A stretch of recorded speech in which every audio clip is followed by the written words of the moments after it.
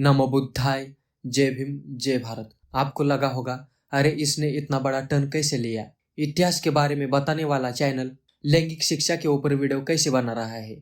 एक समय लैंगिक शिक्षा का नाम लेना भी पाप समझा जाता था। उस समय रघुनाथ ढोंडो केशव कर्वे ने समाज स्वास्थ्य नाम के मासिक पत्र के द्वारा लोगों को तकरीबन 27 साल तक लोगों में लैंगिक शिक्षा देने का काम किया था।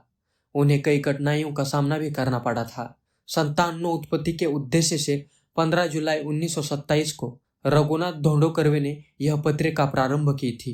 समाज के घोर विरोध का सामना करते हुए यह पत्रिका 27 वर्षों तक लगातार चलती रही।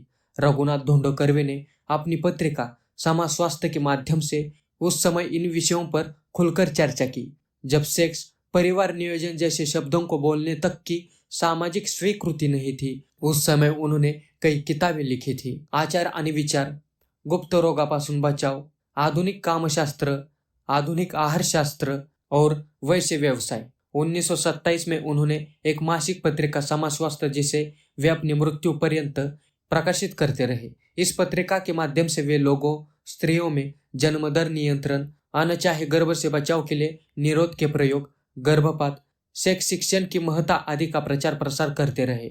अपनी पत्रिका में वे लगातार पुरुषों को भी बच्चे पालने की जिम्मेदारी लेने, जेंडर समानता, महिला सशक्तिकरण और महिलाओं को भी पुरुषों जितने ही सेंसुअल आनंद लेने के अधिकारों की वकालत जीवन भर करते रहे।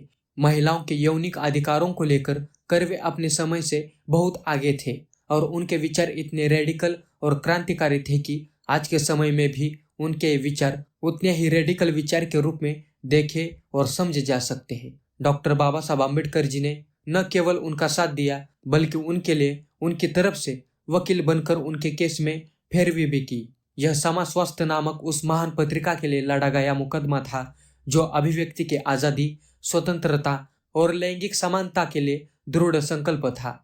इस मुकदमे में हुई बहस को भारत के सामाजिक राजनीतिक सुधारों के इतिहास में सबसे महत्वपूर्ण कानूनी लड़ाइयों के रूप में देखा जाना चाहिए, जो अभिव्यक्ति की स्वतंत्रता के लिए लड़ा गया था।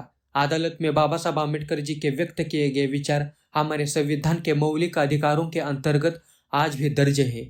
1931 में कर्वे की पत्रिका में एक लेख प्रकाशित किया गया, जिसका शीर्षक था वे विचार के प्रश्न। इस आलेख ने रूढ़िवादियों को इतना आहत कर दिया कि उन पर रूढ़िवादियों द्वारा मुकदमा कर दिया गया था। उन्हें गिरफ्तार किया गया और दोषी ठहराए जाने के बाद 100 रुपये जुर्माना भी लगाया गया था। जब कर्वे ने उच्च न्यायालय में अपील की तो मामले की सुनवाई तत्कालीन न्यायाधीश इंद्रप्रस्थ मेहता के सामने हुई और उनकी अपील खारिज कर दी गई। 3 साल के भीतर ही फरवरी 1934 में कर्वे को दोबारा गिरफ्तार किया गया। बॉम्बे कोर्ट में बाबा साहब ने यह मुकदमा लड़ा था। उन्होंने इस मुकदमे में कई मुद्दे रखे थे जो क्रांतिकारी थे।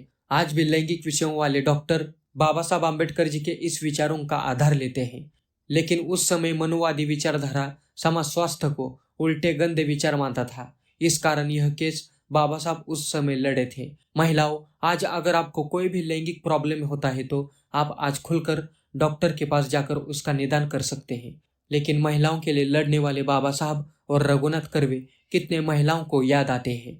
मित्रों, आशा करता हूँ आपको यह वीडियो पसंद आया हो। वीडियो पसंद आया हो तो इस वीडियो को लाइक करें, ज़्यादा से ज़्यादा शेयर करें। चैनल को अभी तक सब्सक्राइब नहीं किया है तो ज़रूर सब्सक्राइब करें। ज्वाइन बटन और थैंक्स बटन के जरिए आप इस चैनल के सदस्य बन सकते हैं। चलो मिलते हैं अगले वीडियो में। नमो बुद्धाय, जय भीम, जय भारत।